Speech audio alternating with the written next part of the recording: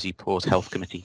Before I conduct the next technical checks required by legislation, I just invite our Chair, Councillor Michael Roche, to say a few words of welcome and introduction. Chair, your comments, please. Thank you. Can I welcome members, officers and members of the public viewing proceedings online to today's meeting. I will now ask the committee clerk, Mike Jones, to briefly check that all members and officers present virtually can see and hear proceedings, and also confirm that the live stream is operating correctly. Mike. Thank you, Chair. First of all, I can certainly confirm that the live stream is operating correctly, which I'm pleased to advise you all about. In terms of those present, I'll just go through names in front of me briefly, if I may. First of all, Councillor Brenda O'Brien, can you hear us clearly? If you just unmute your microphone, if you could, just for clarity. Councillor O'Brien, can you hear us okay? Present. Thank you. Councillor Brame? Yes, I'm here, thanks. Excellent, thank you. Councillor Hayes? Yes, I can hear, thank you. Thank you. Councillor Kelly? Present. Thank you. Councillor Muspratt? Hi, yes, can hear you fine, thanks. Thank you. Councillor Prince? Yes, thank you. Thank you. Councillor Simic?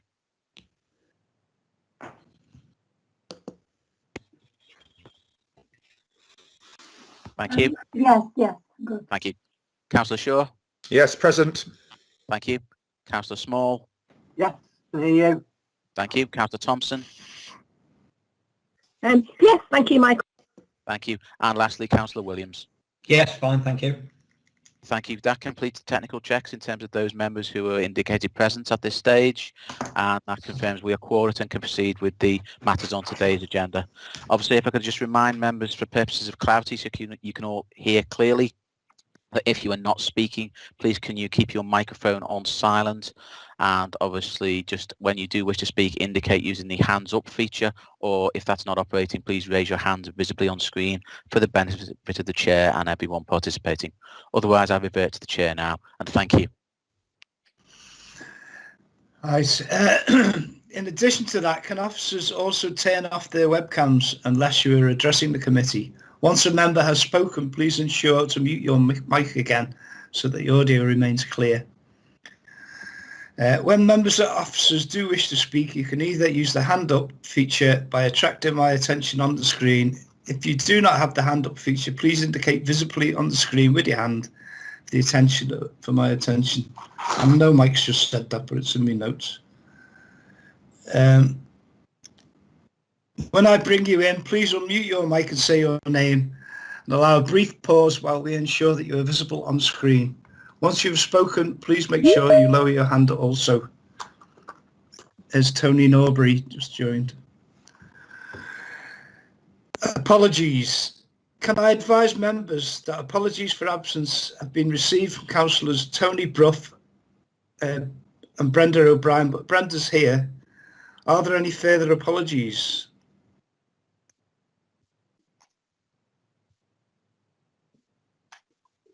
Mike?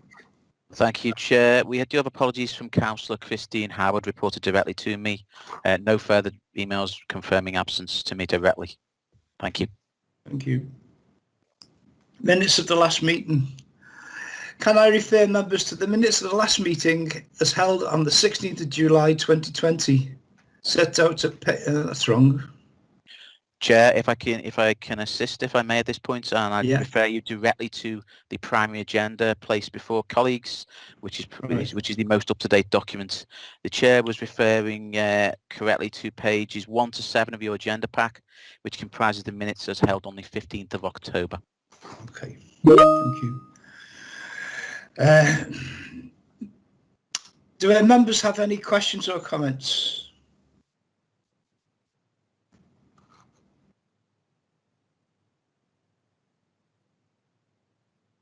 Thank you, Chair. We don't appear to have any comments from colleagues. Okay. Can I move that the minutes be approved? Is that agreed? Agreed, Chair. Any dissent? Okay. I don't detect any dissent, so I will... Okay. Minutes are approved. Quarterly report. This is section 3. Can I refer members to pages 7 to 11 of the agenda pack, which comprises the quarterly report for the period April to June? I'm sure that's June to October 2020. Yeah, I believe you're referring to one of our prior chair's notes inadvertently. So I'd ask you refer to the main PDF agenda document. Just obviously whilst you bring that up on screen and to assist our colleagues present. The item 3 on today's agenda relates to the quarterly report for reporting period July to September 2020. For your reference, pages 8 to 12 of your agenda pack comprises this information. Thank you, Chair. Thank you. Right. Can I invite Michaela Douglas, the Chief Port Health Officer, to introduce the report? Michaela. Good morning, Chair. Good morning, members and officers. Happy New Year to everyone. Yeah, and to you. Okay, so quarterly report from the 1st of July 2020 to the 30th of September 2020. And the purpose of this report and recommendations are to advise members of the current enforcement work undertaken by Mersey Port Health Authority during the period of 1st of July 2020 and the 30th of September 2020, and also to advise them of proactive projects, training and promotional work that was undertaken during that period. So in regards to income members, you will note that with quarter 2, there was a slight increase in revenue. This revenue increase is consistent with quarter 2 period as it's the lead up to the Christmas season. There's also detail there to members in relation to official imported food checks, and I've detailed there the number of POIO, FNAO and other foods data in relation to products that are arriving through the port. There's also table 2.3 samples taken, and members will note that 8 samples were undertaken and each of them received satisfactory results, and I'll refer members to Annex 1 of the report where there's details of the sample products and the analysis results. In relation to rejected consignments, members will see that there are details there of various different products that were subject to checks by Port Health and then subsequently rejected, and the details and reasons why the rejection occurred, and then what happened to the consignment, whether it was destroyed or re-exported. In regards to consignments that were referred inland, during the quarter 2 period, there was a total of 4 consignments that were referred inland. These products relate to consignments of organic origin, and they were sent inland for relabelling. In response to the current COVID-19 pandemic, the authority is still currently applying temporary easement measures in agreement with the EU Commission at that time, and also DEFRA as well as the Food Standards Agency. In relation to international health regulations, the authority conducted a total of 31 ship sanitation inspections, which were conducted remotely in accordance with easement measures again in relation to the COVID pandemic. And we also conducted 15 water sample visits where physical inspections were conducted of the vessels. In relation to the emerging COVID-19 pandemic, the workload has substantially increased for the authority. The severity of the pandemic has increased the demand on the authority to continue to make representation at public health meetings, as well as providing necessary advice to clients and stakeholders. In addition to that, officers still continue to respond to service requests. A number of outbreak requests for service are undertaken out of hours, and the authority during that period did deal with a number of cases of COVID, vessels arriving at the port with crew members with suspected COVID during quarter 2. In accordance with advice from the World Health Organization and Public Health England, we still continue to do enhanced surveillance checks at the Port of Liverpool, and all vessels arriving at the port must submit a maritime declaration of health prior to arrival. In relation to representation at meetings, during quarter 2, the authority conducted 74 meetings representing the authority. And that concludes all the key issues in relation to quarter 2 report. Thank you. Thank you. Is there any questions?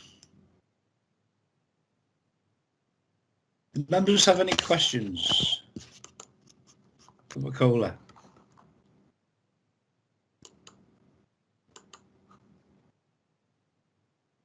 No questions? Chair. Councillor Norbury has his hand up, but that may well be an indication from the start of proceedings. All right. Councillor Norbury, do you wish to ask a question? Yeah, I'm on screen now, Chair. I'm not trying to attract your attention by putting my hand up. Sorry, yeah. Yeah, it's okay. Sorry about my lateness. I was struggling to get in a little bit. So, All morning right. to everyone. I'm Morning. facilitating the meeting. I am hearing some anecdotal evidence regarding the transportation of food to Northern Ireland from Birkenhead. I don't know if anybody can fill me in on that, or whether I missed it in any of the paperwork that we received.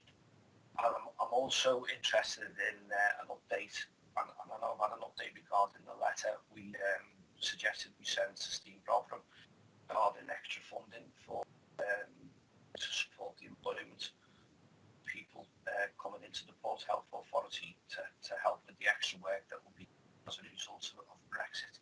So, if anyone can just cover that for me, cheers. The EU transition update is in the next section, Tony. But Michaela, have you got any answer to that, the first part of that question? Hello, good morning, Councillor Hi. Norbury. Apologies because the volume's very low, so I did only catch snippets of that. In relation to food products at Birkenhead, it would depend on what these food products are. Are these food products from Europe? Would you be aware of that? Just adjusting my volume. Is that okay? Am I coming through? Yeah, Okay? Yes, that's fantastic. better. Thank you. Yeah, I was seeing reports that there's food unavailable to go into Northern Ireland, particularly fruit and veg and so forth, and the shelves are bare, in many of the shops in Northern Ireland, and the blockage is paperwork basically from the port in Birkenhead going to Belfast. Just seen reports about that, and I wondered if the health authority, it may come up under the next item, but whether the health authority was aware of that and could help with that at all. Thank you. I've not heard any comments, or I'm not aware of any information in relation to any issues from Northern Ireland. There is currently, and I do elaborate on this later on in my other report, that there is a Northern Ireland protocol at the moment in relation to goods that obviously move between Northern Ireland and Great Britain. At the moment, there is, in accordance with the Northern Ireland Protocol, the UK are applying EU custom rules to goods entering Northern Ireland and GB, so there are no additional controls. As far as I'm aware, in accordance with the protocol, there is a requirement for declarations, but from our point of view, from Birkenhead, there are no checks. There should be nothing that should hinder the trade in accordance with this Northern Ireland Protocol. So I couldn't really comment without reading that information and then being able to investigate that more. But certainly from a Port Health perspective, we are not undertaking any checks at Birkenhead. Products that leave GB that go over to Ireland, Republic of Ireland, Northern Ireland, they are subject to export, either export declaration or export certificates, and they will be undertaken when the products are inland and can be done by inland authorities or Port Health. So there shouldn't be any delay in terms of the transit process from GB to Northern Ireland. In regards to the letter that you mentioned to Steve Rotherham, a letter was drafted. I don't know, Councillor Roche, that was sent and forwarded to you. Whether you could maybe update.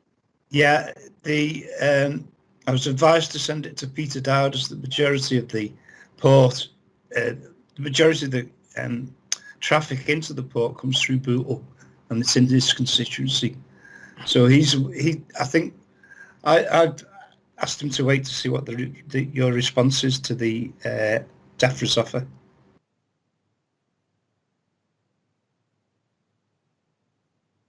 Before we go any further forward on that. Does that make sense? Yes, thank you, Councillor Roche. Okay. Thanks for that update. That's great. Cheers. Thanks a lot.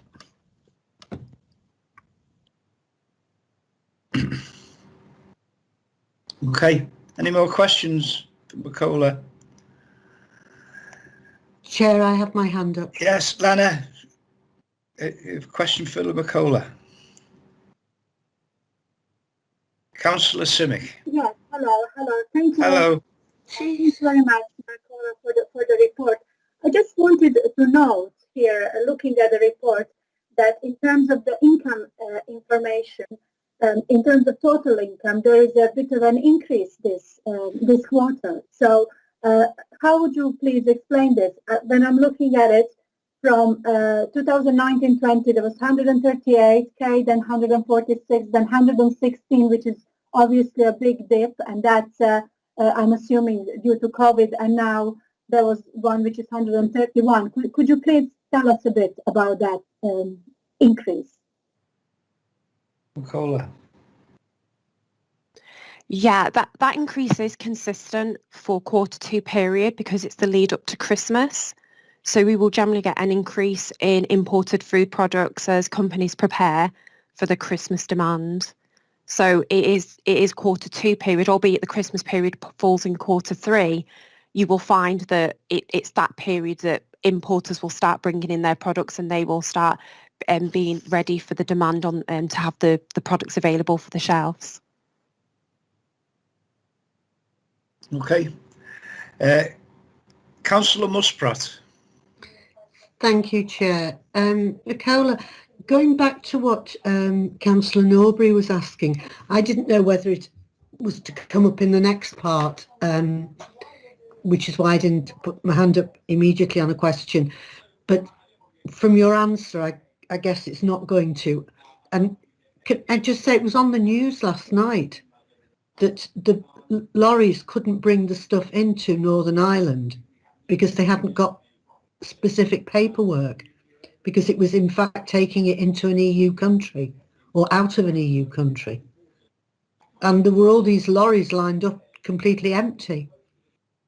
I didn't quite understand what the hauliers were saying about it, because I don't know enough about it, to be honest. It wasn't quite clear on the news, but it definitely said that they weren't getting through, and the ship that they showed was our ship coming out of Birkenhead. It actually showed it coming out of Birkenhead. So there is a problem there, and I don't know if anybody else knows what it is and how it's going to be rectified. Good morning, Councillor. The various issues as to why the products could be detained may not necessarily be from a food safety aspect. There's various different documents that are required for the hauliers to have. So without knowing the specifics, it could be any type of documentation, but from a Port Health perspective, it will not be a Port Health. There are no additional controls on products that are controlled by Port Health or required by Port Health on those products. So when they've arrived at Northern Ireland, it could be various different issues. It could be the issues within Northern Ireland and the availability of their staff to undertake the checks. In relation to post-exit, there are various different processes now that are required for all products. So customs declarations, information that the hauliers should have available for other processes, import processes, and not necessarily Port Health. So while they did show Birkenhead on the news programme, it's not necessarily attributed to checks that should be undertaken by Port Health that's caused this delay.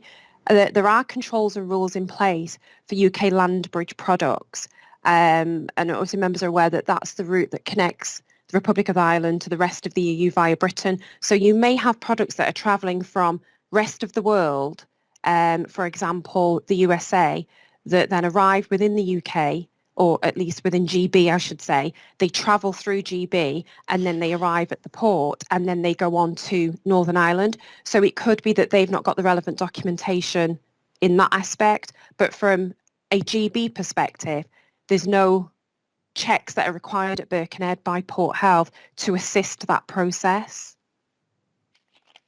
As I previously said, in accordance with the Northern Ireland Protocol, that it has been agreed that the UK will apply EU customs rules to goods entering Northern Ireland.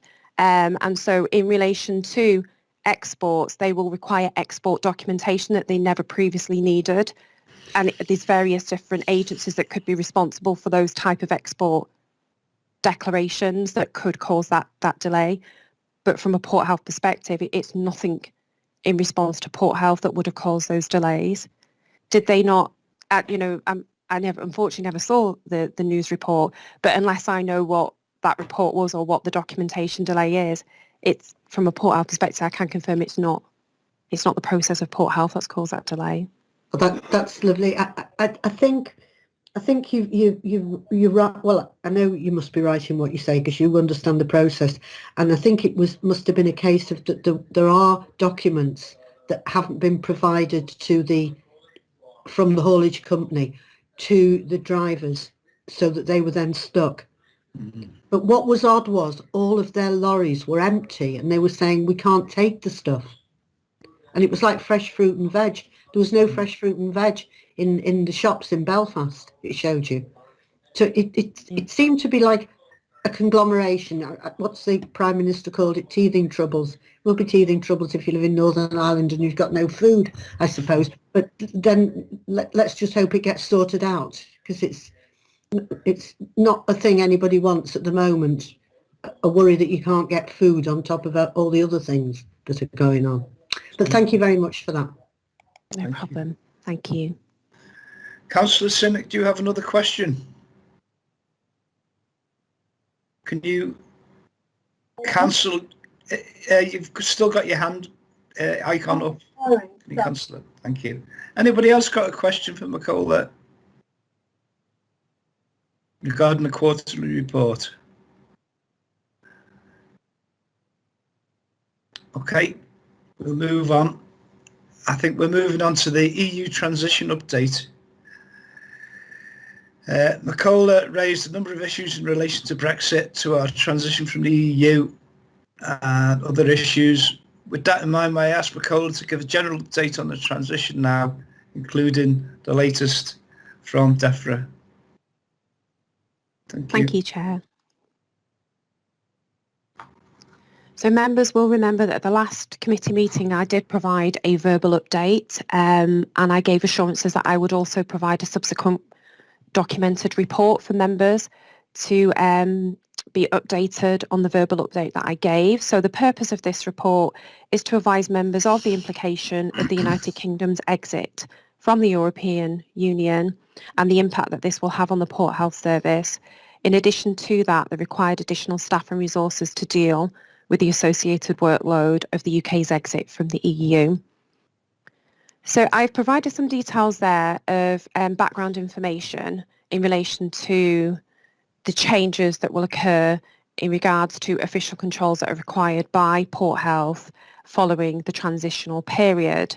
Members will note that I've detailed there stage one, that as of the 1st of January, and this will hopefully clarify some of the comments that I made earlier in the meeting in response to questions, that from the 1st of January there are no checks at all on EU products from products originating from the EU that arrive into GB. From the 1st of January, the rest of the world products, however, that could possibly transit through, and once again from Northern Ireland or from the Republic of Ireland that could transit through and are not subject to checks by the EU, which they previously were, would then be subject to checks. However, this stage does not have a significant impact on the Port Health Service, apart from the potential increase of checks on POAO products that arrive from the rest of the world if they're not cleared at the EU border. But, you know, as far as we are aware, a lot of the products are still being cleared by the EU then. If they're not, then they will require clearance from Port Health. But it's unlikely that this will have, and so far looking at data, it's not having an impact on the service. The key stage for Port Health is stage 2, because from February 2021, all products of animal origin will require pre-notification to Port Health and relevant health documentation. But any physical checks will continue to be conducted at the point of destination until July 2021. The government has produced a border operating model that advises that although checks are required on this date, it is unlikely that the current imported food process, where documentation is required prior to release of consignments, that these products will be detained at the port. So with the current imported food process, members will be aware that products that arrive into the country, we have to have the documentation and conduct checks on the documentation prior to permitting the product's release from the Port of Liverpool. But at this stage 2, they will be required to submit documentation. It won't be official documentation, and we will not be detaining the products. There is no requirement to submit the documentation prior the products arriving, and they can actually submit them after the products have left the port. So the idea for this stage really is to help the ports gather data on the potential impact of EU products that will be subject to checks. So the key stage for Port Health will be July 2021, where all EU product commodities that are subject to SPS controls will have to be presented to a border control post, and as a result there will be an increase in physical checks and sampling. So this is the key stage for Port Health. This is where the service will undoubtedly need to be prepared and ready for July 2021.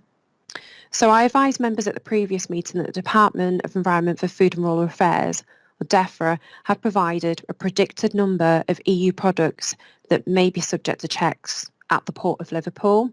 And the estimated figure that was provided initially was 23,000 per annum, but this data has since increased to 24,500. So in the report, I've also included the SPS checks and controls will be based on a risk-based approach, and as a result DEFRA provided 2 scenarios of percentages of checks that will be required on the products. When I say 2 scenarios, scenario 1 identified a percentage of potential physical checks that will be subject to consignments, and scenario 2, if they feel that there's a lower risk, that will be a much more lower requirement to physically check consignments. But nevertheless, we will need to do 100% documentation check. So irrelevant of whether the central government decides scenario 1 or scenario 2, i.e. a lower risk, we will still need to do 100% documentation check. For the purpose of clarity, I provided a table of checks that have been undertaken by the Port Health Service during the period of 2019 and 20, and members will see that there is a significant difference in the total quantity of checks that are currently being undertaken by Port Health. POAO, we currently do 1,946, and FNAO, we currently do 1,619. So you can see that obviously the 24,500 prediction is a significant increase in comparison to the 1,946 that we currently conduct. So with that, the Port Health Service current staffing structure that is already under immense amount of strain. We've got additional workload associated with COVID-19 pandemic. We are key players with communicable disease. It is a statutory function of the service. In addition to that, just the general workload of preparing the authority for the EU transition has created an immense amount of pressure on the service. So the prediction that has been mentioned by DEFRA will require a significant increase in staff and resources. In addition to that, there will be associated office space that's required to house the staff, as well as an increase in physical assets and ICT for the additional staffing resources. So consideration will also need to be given to associated inspection facilities at the Port of Liverpool, and then also accommodation of the current administrative facilities at Mersey Port Health. Currently, the office that we have can house a maximum of 13 people, but with COVID restrictions, we can only house a maximum of 7 people. So once again, for future preparations, consideration will need to be given to where we will house the significant increase of staff. And members will note within the report, I've predicted that we will need an increase from the current structure of 15 staff to 34. I then have included in the report that members, you are aware that the current budget that we have to recruit additional staff, we don't have the budget available. I've given some information about our precepts that are received from the constituent authorities, and you know that is unlikely to increase because of the austerities experienced by the local authorities, and so there was concerns expressed within my verbal report about how we will fund the additional staff and resources. Nonetheless, Port Health Authority have secured initial grant funding.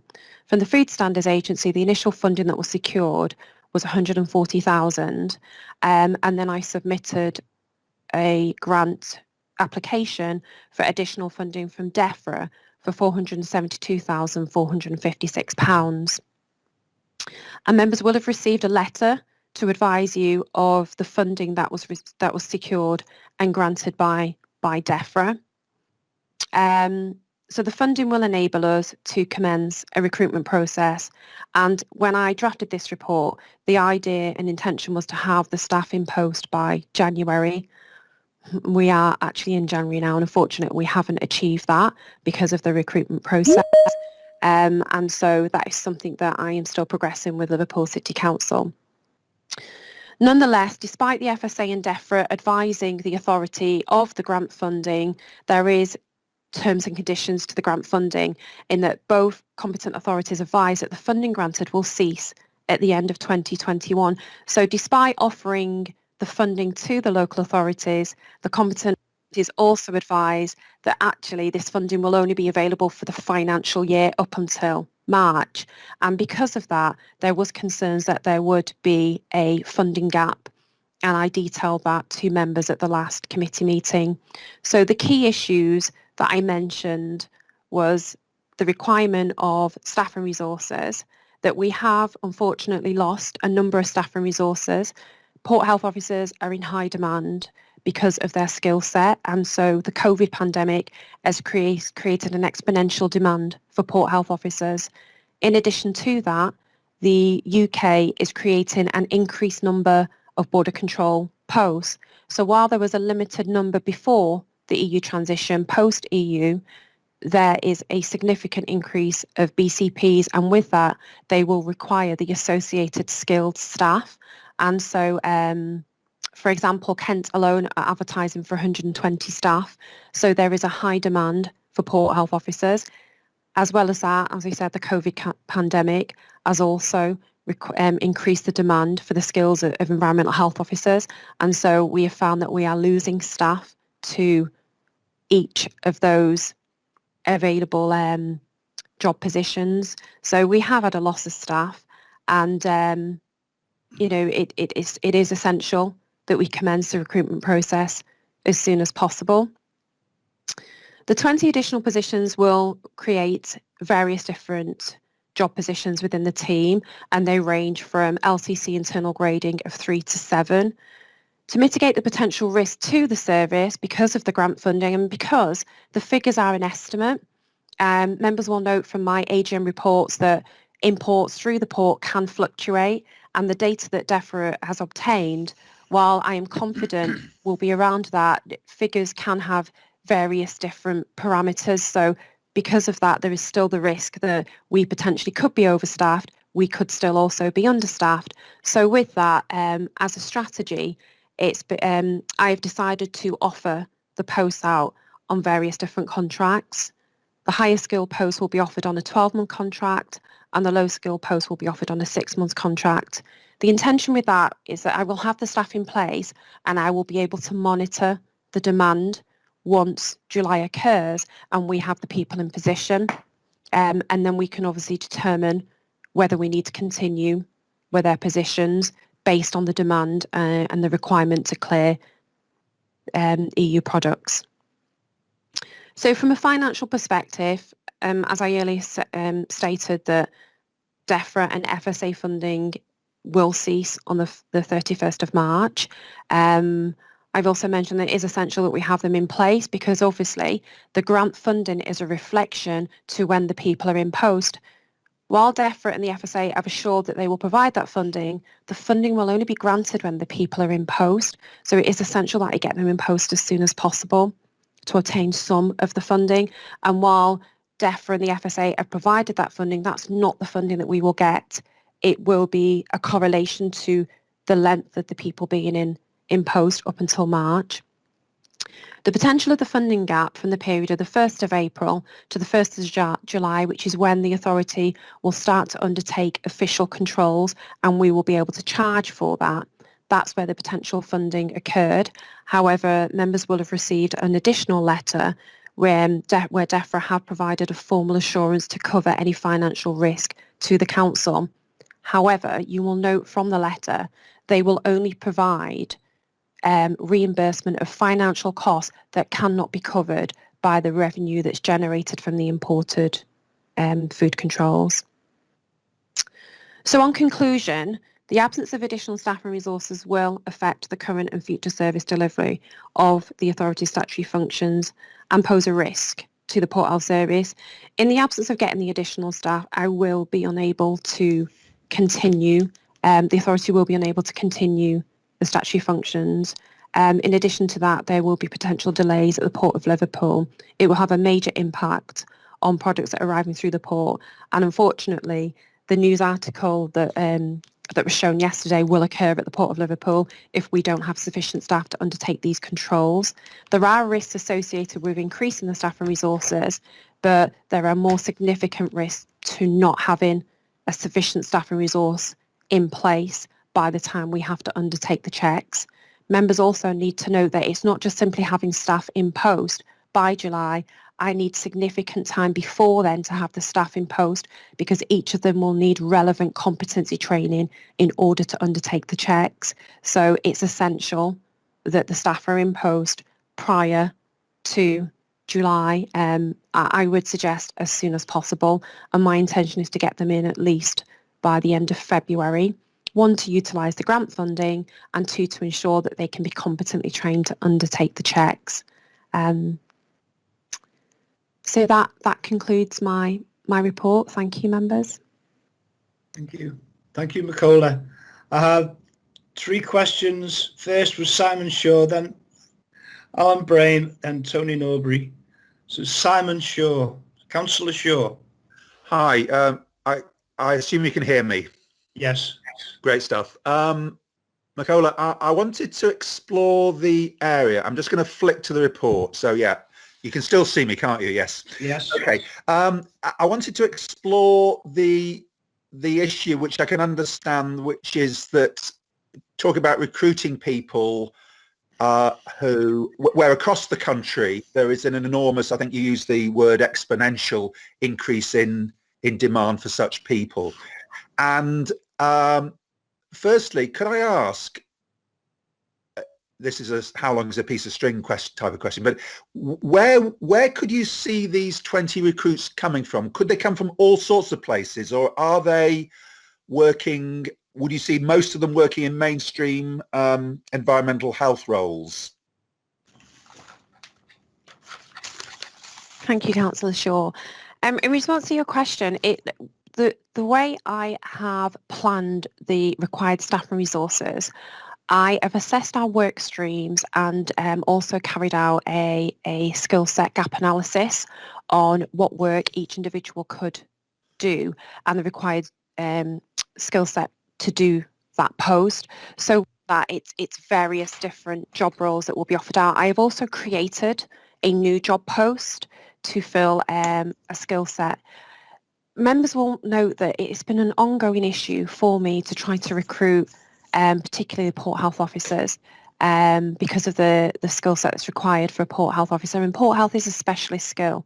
It's an environmental health officer, but they also need to have EOB registration, which is a professional registration, and then to try to find an EHO that already has port health experience, it's like looking for a needle in a haystack. It's unheard of. And, you know, certainly for my career being with Mersey Port Health, we've never employed an environmental health officer as a port health officer that's already had port health experience. We've had to provide the training for them. So the skills that are required, it varies. It starts off from an import control officer right up to an official veterinary surgeon. And so the higher skilled staff that are required are specific we need to have those specific skills that it cannot be undertaken by anyone else. So the highest skilled staff, the grade 7s, are port health officers and OVs, and as a result, advertisements will be going out to professional magazines that will target that particular audience.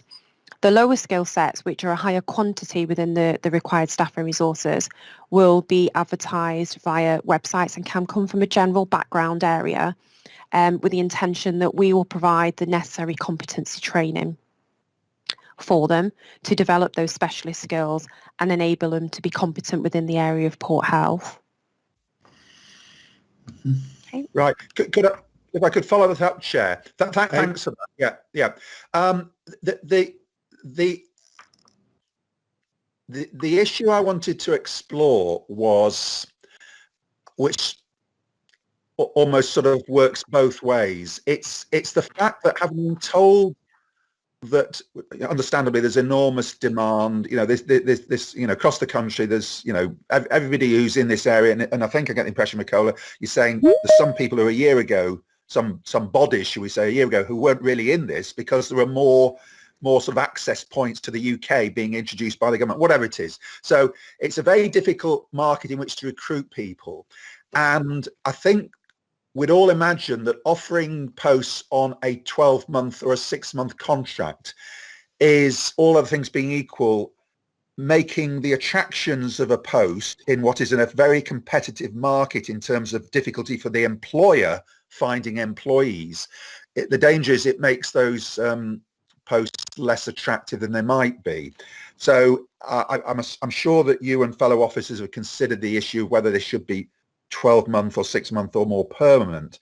There is an issue which I don't know what the answer is, employment law, that in general terms, I think it is that people, until they've worked somewhere 2 years, if you like, I mean, I'm a school governor like a lot of my fellow councillors will be, and there's temporary posts, and I always point out that if you carry on making a post, temporary post, carry on. When you get to 2 years, it doesn't matter whether you call it temporary or not, the same employment rights apply.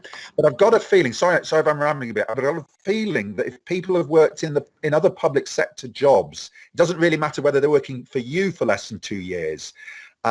Again, as councillors, sometimes we find enormous costs of making officers who perhaps have been with our council for only a short time redundant because they maybe worked sort of 23 years in local government and have got a massive entitlement to redundancy pay, etc. So it's that whole area, and in fact, can I ask specifically? Well, there's a general point there which Michaela might catch address, but this issue, which, as I say, I'm not certain I know exactly the legal position, but if somebody had worked in other local government positions and joined us on a 12-month contract, and unfortunately at the end of 12 months they were one of a minority that we had to let go, do we know whether the potentially, because they perhaps had worked 14 years in local government as a whole, would we potentially have a massive redundancy obligation, and I hope that's been considered, but it may be that's something that Michaela would need to come back on, but I think she knows what I mean. But it's the employment law position of working both ways, of making it unattractive as 12 or 6 months, but also whether or not it's 12 or 6 months, do we have a potential massive redundancy thing if these posts aren't made fairly permanent? Thanks. Thank you, Councillor Shaw. In response to those questions, I did carry out a scoping exercise before I made the decision of offering the job post for 6 or 12 months. I have noted that a number of other ports around the country that are offering out port health have decided to go to consultancies, which will only offer temporary contracts as well. I discussed the matter with other ports and also found out that they are offering out temporary contracts. So that was something that obviously gave further consideration.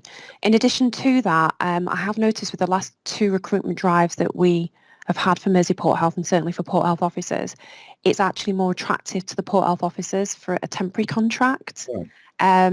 I think, I don't know, from their point of view, they feel that if they go into a permanent position that they are then, there's more commitment for them.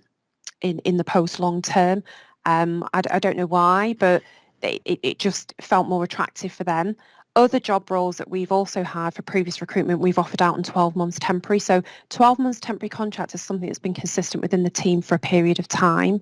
I know that once 12 months is passed, and I don't know whether Michael might be able to assist on that, but as far as I'm aware, once you do pass 12 months, you do open up all rights as a full-time employee. So all employment rights are there, and that's something why we have to give consideration beyond the 12 months. Is that right, Michael? I don't know if you could comment on that.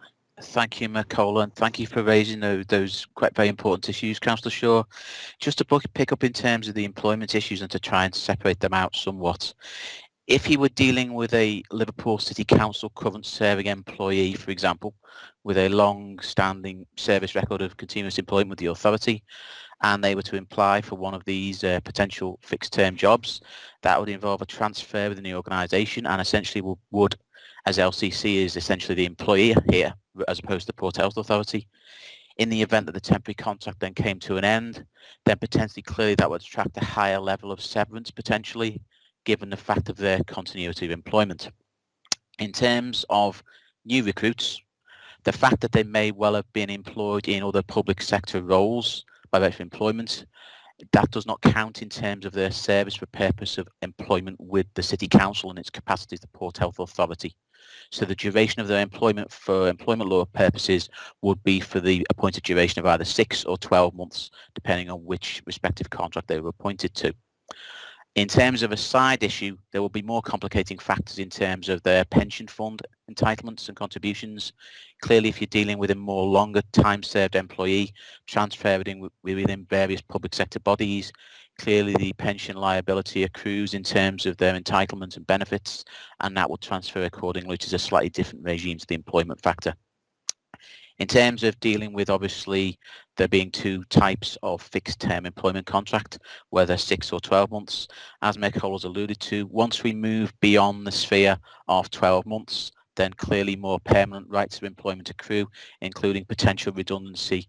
In terms of, obviously, what this means is that towards the end of either a 6 or 12-month period, depending on which contract we're dealing with, there have to be some clear operational decisions made within the authority, such as to ensure that if continuity of roles or further similar roles are required, due consideration is given as to whether the existing incumbents could be fired over to those new appointments accordingly. So hopefully that picks up on the substantive point you've raised, Simon. That's very helpful indeed. If finally, Chair, I could just last one. Sorry, last one. Yeah, absolutely. Yeah, it was not for a response really. It was really. I'll just say from I'm on a thing called the Pay and Grading Committee in Sefton, and under the standing orders where there is somebody departing, voluntary or compulsory redundancy, and the cost to the authority is more than 100,000. It has to come before a small committee, and as I think officers might know, the cost can commonly be enormous, and it's not so much, say the redundancy pay might be say 25,000. But there is a cost required to be paid into the pension fund, which can be well over 100,000. You can have literally 200,000, which is 175,000 pension fund extra contribution required, and just 25,000. And I think there've been 1 or 2 cases in Sefton where somebody has worked a long time in the public sector. They've only been with Sefton 2 years, shall we say, and then unfortunately been made redundant. But if you like, Sefton has ended up having to pick up an enormous cost obligation. And as I don't want to respond, but there was a very good answer there, a very clear answer from both officers. But if there's any doubt about this, perhaps they would just make absolutely clear, because it would be awful. And as I understand this interesting point, but if somebody worked, say, at Preston City Council and then came, rather than from Liverpool to another part of Liverpool, and then wasn't kept on, whether or not, as I say, I just think it's an HR stroke finance type thing of there could be danger. I'm not sure what the answer is, but I'll just leave that there. But thanks very much indeed for the answer being given, and thank you, Chair. Thank you, Simon. Thank you, Councillor Shaw, and thank you, Michael, for that answer. Any more comments, McCullough, on that?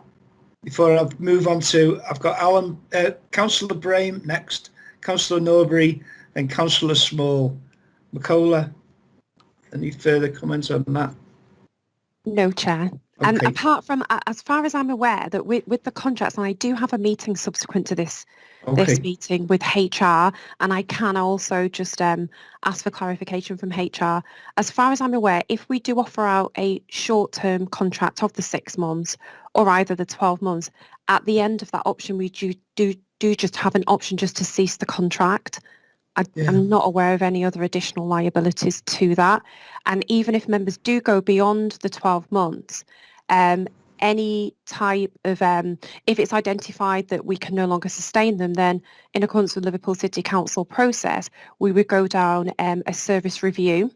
And then, as far as I'm aware, employees then are removed onto a redeployment register. So, you know, I will ask for further clarification in terms of those potential risks from HR when I have my meeting later, and then get back to you if necessary, Councillor Shaw. That's much appreciated. Thank you. Thank you, Chair. Thank you. Councillor Brame. Thank you, Chair. And can I thank you, McCullough, for the very detailed and helpful report you've given us this morning. Obviously, you're coping with very challenging circumstances at present. I've got two questions. The first one is regarding accommodation. If we're looking to move from having 15 to 34 staff, and yet we can only accommodate 7 of them currently in the office because of COVID, what thought has been given to accommodation arrangements, either short-term or longer term? So that's a practical one. And the other one is looking forward in terms of finance. I understand from the letter from DEFRA that they're going to give this grant to underwrite any costs we'll incur very short term. But moving forward, are we going to be able to recoup costs from the work we carry out, which will cover the cost of employing 34 staff in the future, or is there going to be an increasing burden on the local authorities having to fund this operation? Those are the two questions. Thanks. Thank you, McCullough. Thank you, Councillor Brame. Thank you, Councillor Brame. In response to your first question, at the moment I am exploring the various different options in terms of housing the number of additional staff. As members are aware, Port Health are currently working remotely from home. So currently at the moment, around 90% of all staff are working based from home, and either at the border control facilities when required, or alternatively at the administrative office. The remote working and the adaptations that are currently in place have assisted the authority immensely and enable us to still sustain the service during a very difficult, demanding period.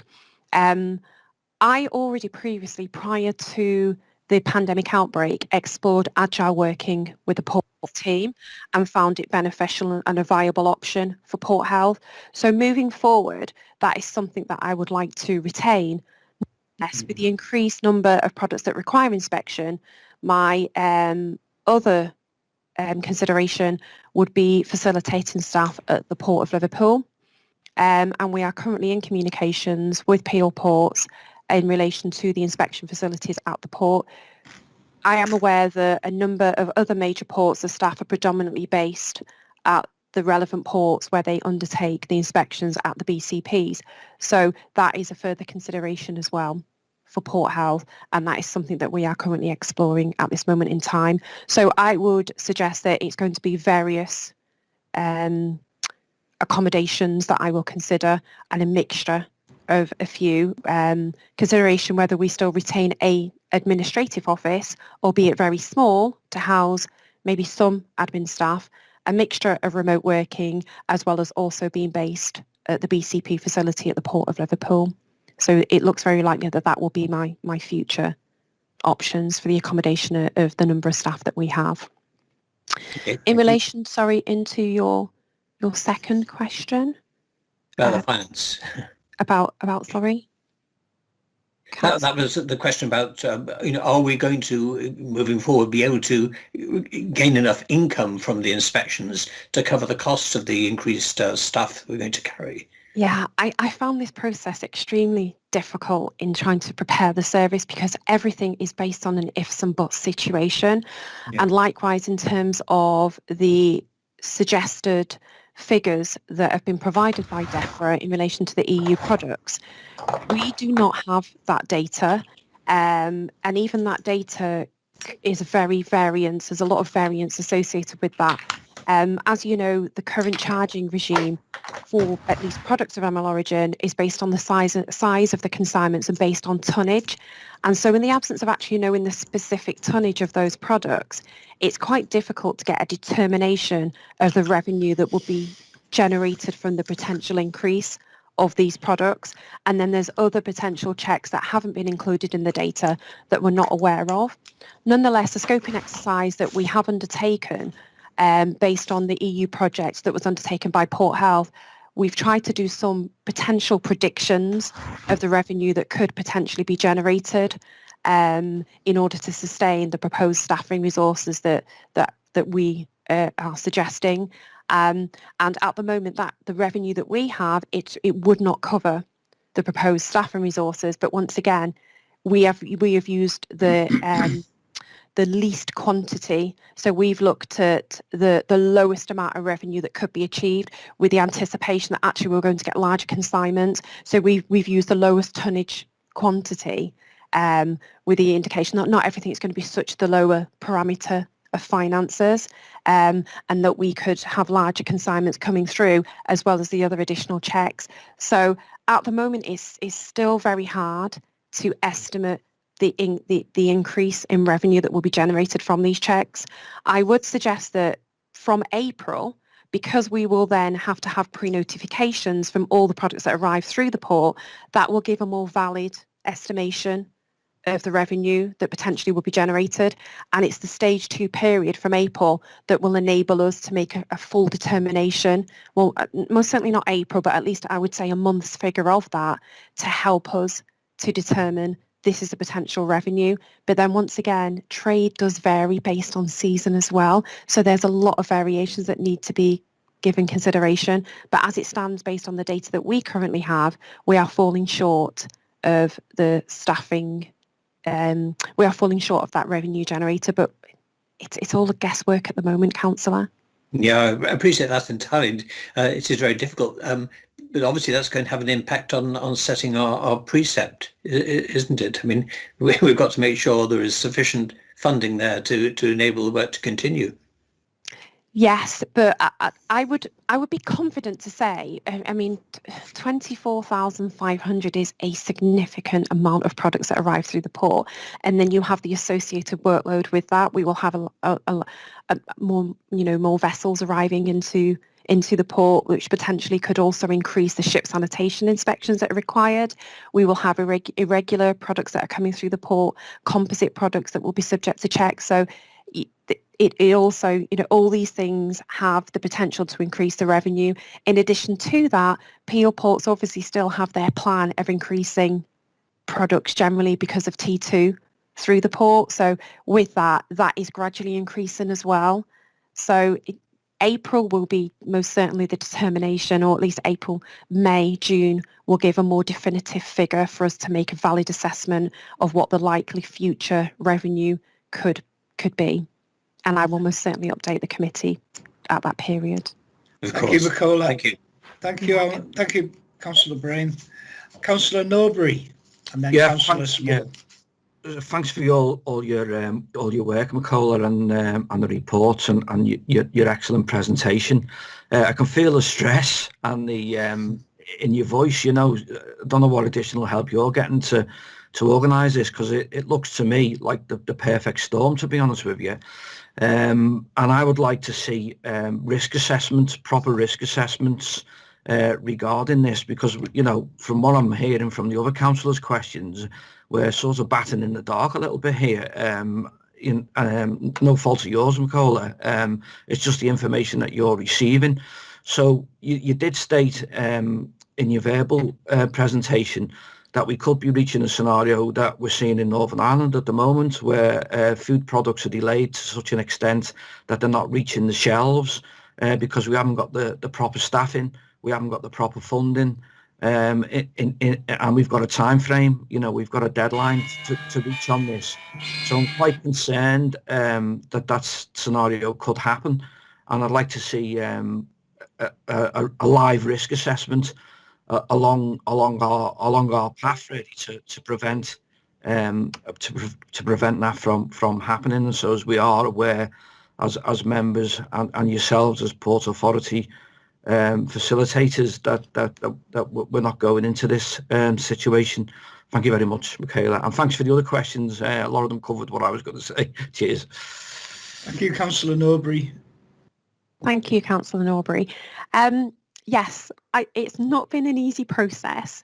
It's been very difficult, but the stress and anxiety that I experience has most certainly been experienced by, I would say, nearly all Port Health authorities around the country.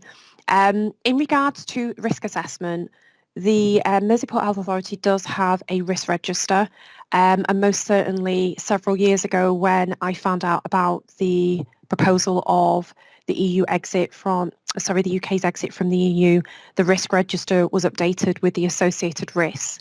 In addition to that, I have been fortunate whereby Liverpool City Council have set up a Brexit working group, and a risk register was also created with the associated risks to the authority from the EU transition, and so a risk register has also been set up there. So the risks are being monitored on a regular basis, and they do take into account all the changes or potential variations that could impact on the service and the local region as a result of the EU transition or post-Brexit now. So all those risks have been detailed in a conjoined register, as well as the Mersey Port Health Independent Risk Register that details specifics that are impacting the service. For example, things like the additional staff and resources that are required, any legislative changes, loss of IT that would occur, and support systems based on the EU transition. So it has, that's generally helped me, because we then created an action plan based on that then broke down to general specifics of action that needs to be done to ensure that we've got mitigating measures in place for any variations that have occurred. I think with this whole process, the problem is that there are so many variations and lack of clarity on a number of things until it more or less gets to the deadline. But thankfully, I think because of the whole preparation that has occurred, it has enabled us to already carry out a number of scoping exercises, a number of preparation exercises to ensure that whatever angle the variations took, we had mitigation measures in place and action measures and data to enable us to strategically prepare. So it has massively helped, but it still doesn't help with the frustration of, decisions that need to be made that unfortunately are out of Mersey Port Health's remit. Thanks, Michaela. That's very, very useful, and I do feel for you in this situation, and hope you get all the help and support you possibly can in facilitating this. Cheers. Thank you.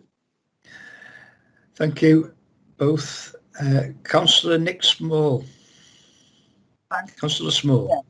Thanks, Chair. I've got two questions. The first one's around training. Can you say a little bit more about what that additional training would entail? You spoke earlier about the ability to train up higher skilled set staff and lower skilled set staff, but what exactly would that entail? The second question is around the financial position, and obviously it's a very concerning and worrying time for everyone, and some of the things that you were saying about we don't have the data available at the moment, and in terms of future revenues.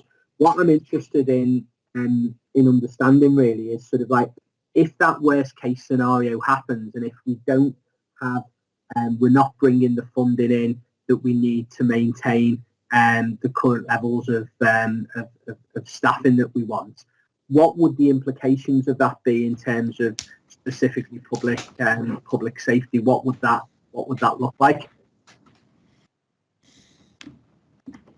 Nicola. Thank you, Councillor Small. In relation to your first statement, Mersey Port Health have always been champions in terms of training. So we've always had comprehensive training programme in place and always been, I would say, leaders in wanting to train. We had a student training programme that we felt there was a shortfall in training for students to achieve EORBs, particularly from the Port Health aspect. And so a number of years ago, we designed a student training programme for imported food and international health regulations, and we offered this out to students. In addition to that, we also designed a bursary placement training programme for a student, and we also offered that out. For our officers internally, the training programme varies depending on the skill.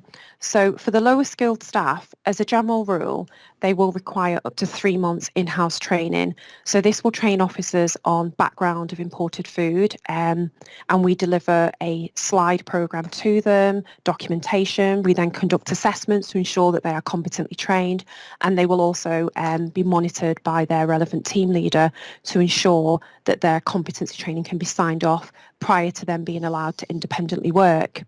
In regards to the skilled staff, the in-house training ranges from 3 months to 6 months, and once again, that's a very detailed training programme. We have competency framework in place for all staff that arrive in Mersey Port Health, because unfortunately we do not have the luxury of recruiting anyone or previously been able to recruit anyone with Port Health background. And so even then, we would still need to train them on our own in-house processes and procedures.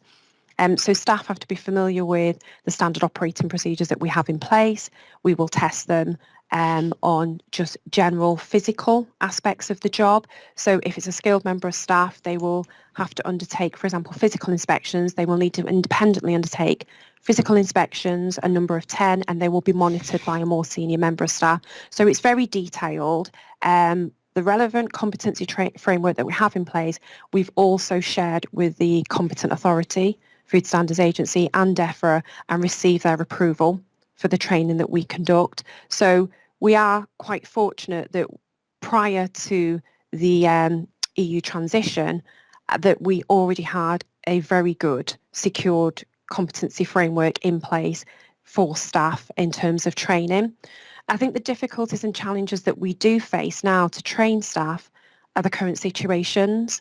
Because of the required social distancing for staff, we've had to once again review the training programme that we have in place and how suited it is for the current COVID situation.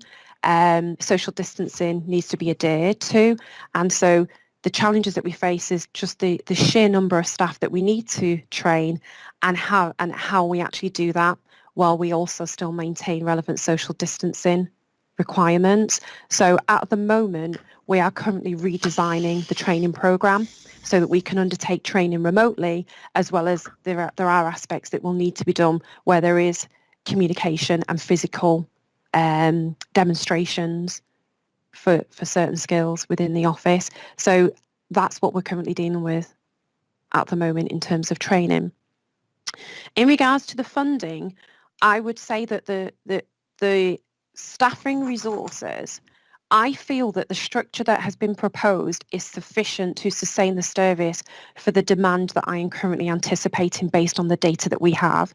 Not just the data from DEFRA, but we were fortunate to undertake an EU project scoping exercise ourselves in-house.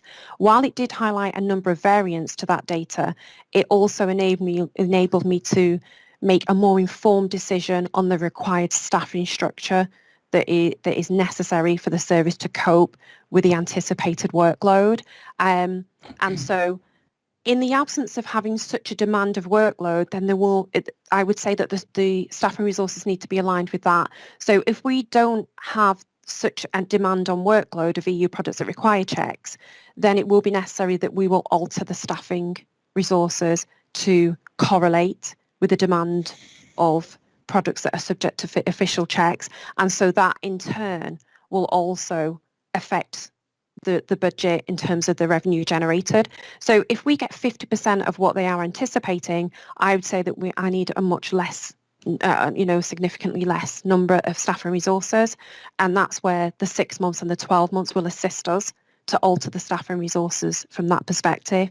And so the revenue shouldn't have there shouldn't be such an impact on the revenue or the budget as a whole, because we will alter based on the revenue that's generated. I hope that answers the question, Councillor Small. Yeah, that's great. Thank you. Okay. Thank you, Michaela. Thank you, Councillor Small. Councillor Thomson, did you have a question? Hi, Councillor Thomson. Yeah, no, sorry. I lowered my hand again. It was kind of answered in the process of Michaela's last answer. No problem at all. No problem. Thank you, Councillor Thomson. Are there any further questions on this matter? Can I ask Michael Jones to assist me on this at this point? I don't have the note for this part of the meeting.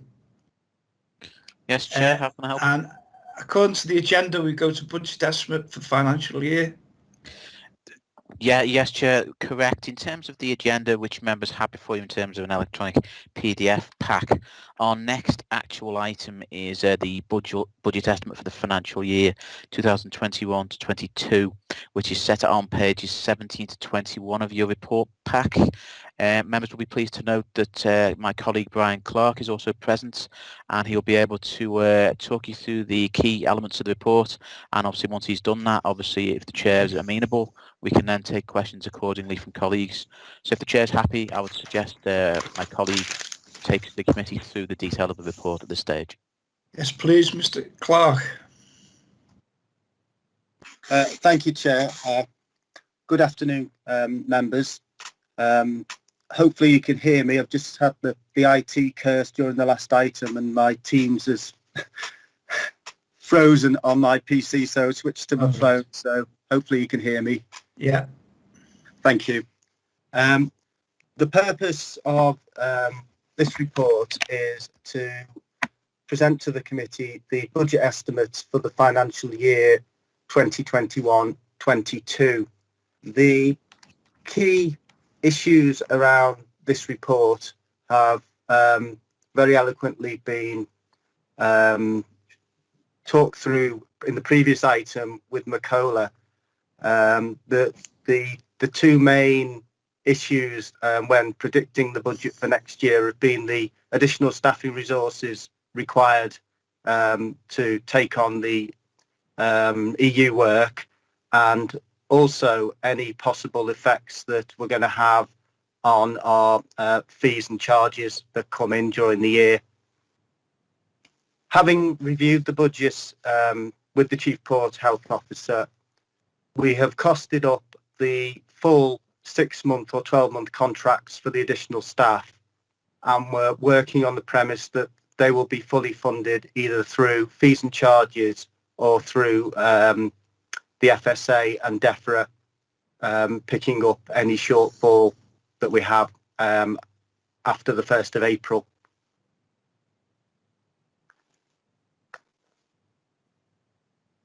The recommendation of the report is that based on the current fee income that we are forecasting for the financial year and the operational budget that's required next year, we can maintain the current level of levies for each of the 3 authorities at the current year level. So we don't foresee the need to increase the levy next year, but as Michaela said in the previous item, we'll have to monitor very closely, particularly in quarters 1 and 2 next year, and give an update to the committee with regards to what might be necessary in future years if the budget should go astray next year with regards to fees and charges. However, because we have this letter of guarantee virtually from DEFRA for next year, there's no need to increase the fees and charges to a level higher than what we're paying in the current financial year. Annex 1 of the report details the detailed operational budget for the Port Health Authority next year, and with the exception of the staffing costs,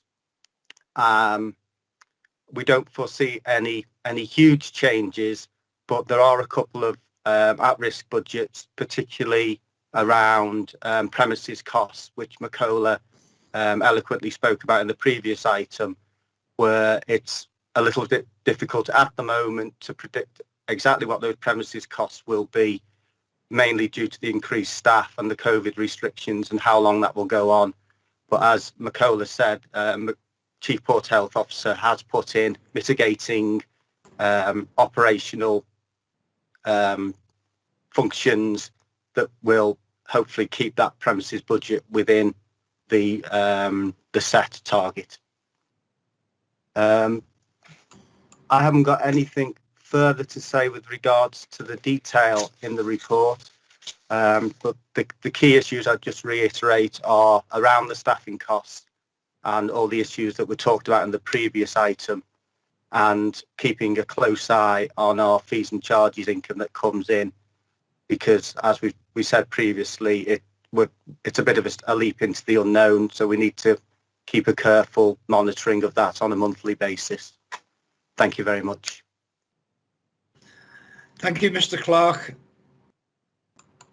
I have a question from Councillor Shaw, I believe. Yes, indeed, Chair. Thanks. I'm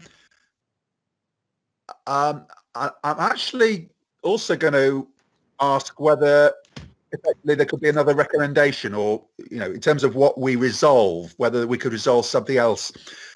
As officers and members may recall, I've been very keen on a number of occasions to secure, and I think it was ultimately agreed as sort of being half-yearly sort of budget monitoring, and the recommendations have three parts, but they actually don't reflect the fact, the good news that we have here included in what we see, the sort of budget monitoring that I've always wanted.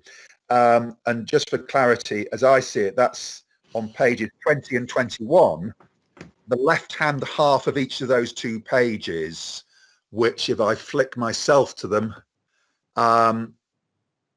includes in the middle of the three columns the forecast outturn for 2021, is to me absolutely what we need. And clearly, well, I would assume Mr. Clark, I'm sure will confirm that this is, if you like, presumably well past the half-year stage. It might be, as it were, to the end of October, the end of November, but it's sort of giving us some budget monitoring. So I think, because I think it's so important that we twice a year are aware of the financial, how the authority, the Port Health Authority is proceeding, that we actually record that in the minutes. So that's one point. I have one technical question in terms of the data here, and I'll put it now, which is that there is one line which jumped out on that budget monitoring, and it's towards the bottom of page 20. There is a line which is public analyst service stroke sampling, where the budget figure is 40,000, the expected outturn is likely to be something like 80,000. So a very significant adverse variance. I'd appreciate some comment on that. The other thing I'd appreciate comment on is, would I assume that at our meeting, or one of our meetings sometime this coming summer, that we'll have, if you like, the other sort of half-year thing, perhaps including the first few months of the new year. So those are my points. Thank you, Chair. Mr. Clark.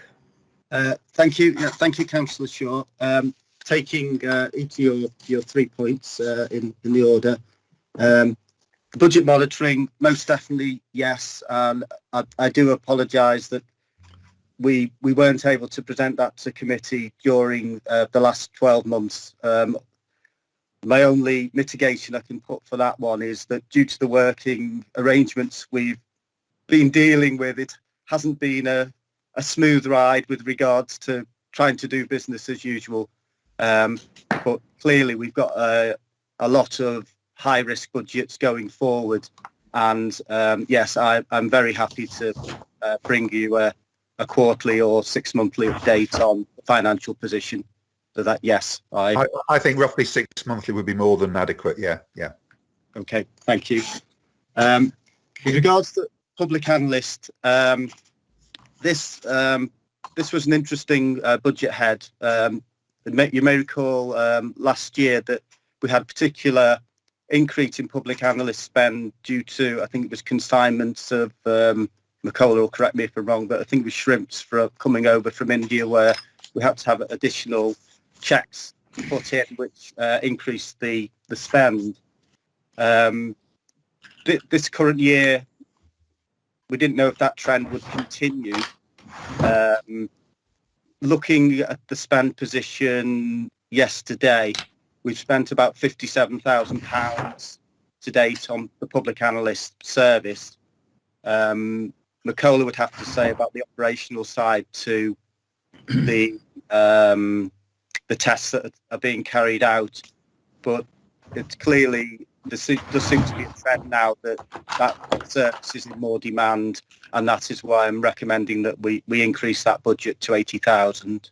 We can review that again obviously during the year and when we set next year's budget. But looking at last year and the spend to date, I think it would be prudent to increase that to a level of about £80,000. Okay. Thank you. Any further questions? Ms. McCullough? Yes, it's just in relation to the question asked by Councillor Shaw and the public analyst. The public analyst spend, albeit we have it in the expense, it is actually cost recovered. So all samples that are undertaken within that category are actually recharged to the importer, unless it is surveillance sampling. But majority of the surveillance sampling that we now undertake is once again also cost recovered and based on sampling programme that we operate that's funded by the Food Standards Agency. So you will find that any spend associated with the public analyst is actually cost recovered back by the service. So it's not an expense to the service. Excellent. Thanks. Any further questions?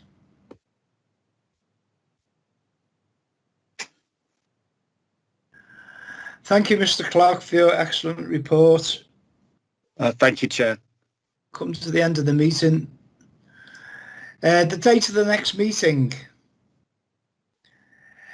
The committee to note the forthcoming virtual meetings are scheduled as follows. Thursday, the 11th of March 2021, starting at 11 a.m. There's no further meetings scheduled at this time. Michael Jones, do you know different?